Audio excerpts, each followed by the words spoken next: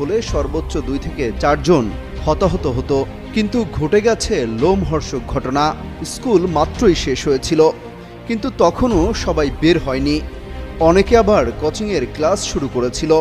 ঠিক এই সময় ওই ক্লাসরুমের উপর আছড়ে পড়ে বিমানটি।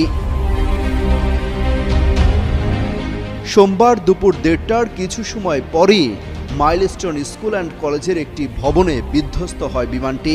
এ বিষয়ে মাইলস্টোন কলেজের হিসাব বিজ্ঞান বিভাগের সহকারী অধ্যাপক সবুজ মিয়া বলেন, স্কুলের দোতলা ভবনের প্রবেশ মুখে বিমানটি বিধ্বস্ত হয়। তখন স্কুল ছুটি হয়ে গেছে, কিছু শিক্ষার্থী বের হয়ে গেছে, অনেকে ভেতরেই ছিল। বিমানটি বিধ্বস্ত হওয়ার পরপরই আগুন ধরে যায়।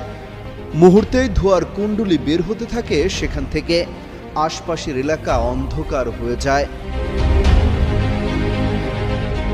দুর্ঘটনাস্থলে থাকা লাকি আক্তার নামের একজন